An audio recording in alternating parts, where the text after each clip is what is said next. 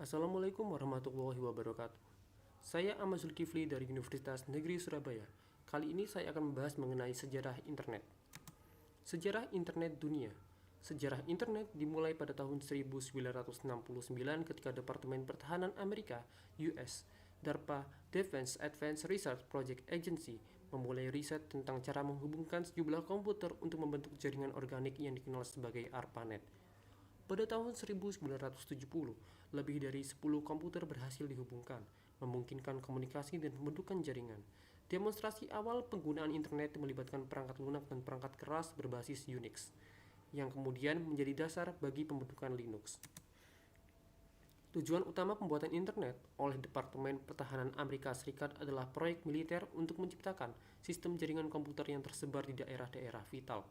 Tujuan tersebut bertujuan untuk mengatasi potensi serangan nuklir dan mengantisipasi kendala informasi yang terpusat.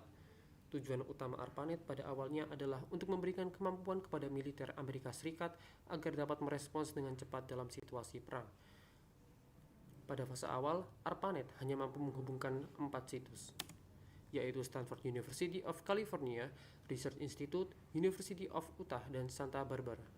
Jaringan ini mulai terintegrasi pada tahun 1969 dan secara publik diperkenalkan oleh ARPANET pada Oktober 1972.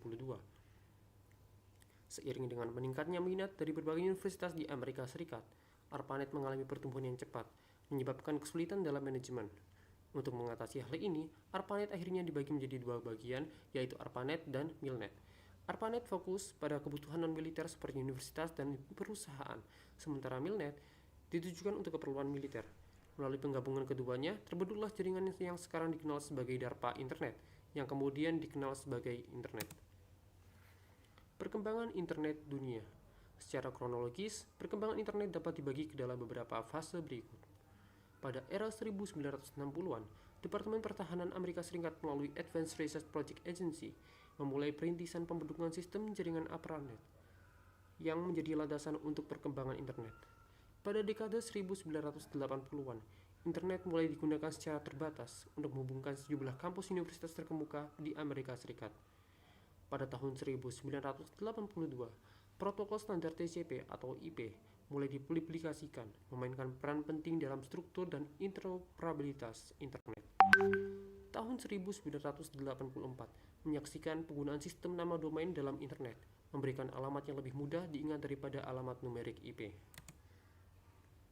National Science Foundation Network dibangun pada tahun 1986, menggantikan peran ARPANET sebagai jaringan riset di Amerika Serikat. Selain itu, berbagai jaringan internasional di berbagai negara mulai dikembangkan dan dihubungkan dengan NSFNet. Pada tahun 1990, ARPANET resmi dibubarkan, namun internet terus berkembang hingga saat ini. Awalnya, informasi yang tersedia di internet terbatas pada teks, namun pada tahun 1990, layanan berbasis tampilan grafis seperti World Wide Web mulai dikembangkan oleh CERN.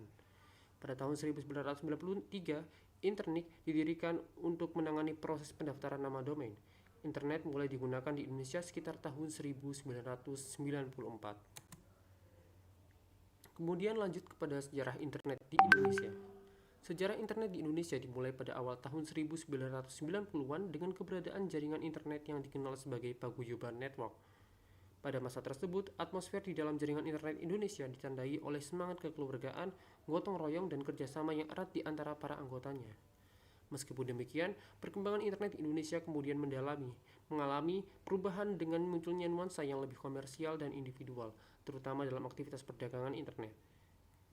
Beberapa tokoh legendaris seperti RMS Ibrahim, Adi Sumarta, Suryono, Muhammad Ihsan, Putu, Robi Subiakto, Firman Siregar, Adi Idrayanto, dan Ono W. Purbo memainkan peran penting dalam sejarah awal internet di Indonesia, khususnya pada periode tahun 1992 hingga 1994. Setiap individu tersebut telah memberikan kontribusi, keahlian, dan dedikasinya dalam membangun sejarah komputer di Indonesia. Perkembangan internet di Indonesia. Pada tahun 1986, inspirasi untuk tulisan-tulisan awal di internet Indonesia berasal dari kegiatan di radio amatir, khususnya di Amateur Radio Club ITB. Sejumlah anak muda ITB seperti Haria Sudira Pratama, J. Chandra Pramudito, dan Suryono Adi Sumarta menggunakan pesawat Transceiver HF-SSB Kenwood TS-430 milik Haria Sudira Pratna dan komputer Apple II milik Ono W. Purbo. Pada saat itu, mereka berguru kepada para senior radio amatir seperti Robi Subiakto, Ahmad Zaini, dan Yos di band 40M. Robi Subiakto sebagai pakar di kalangan radio amatir Indonesia, khususnya dalam komunikasi data paket radio, mendorong pengembangan teknologi paket radio TCP atau IP. Teknologi ini kemudian diadopsi oleh BPPT, LAPAN, UI, dan ITB, menjadi dasar bagi paguyuban net pada tahun 1992 sampai 1994. Robi Subiakto menjadi koordinator IP pertama dari AMPRNet, Amateur Packet Radio Network, yang di internet dikenal dengan domain ampr.org dan IP 44.132 sejak tahun 2000. Koordinasi AMPRNet Indonesia dilakukan oleh Ono W. Purbo.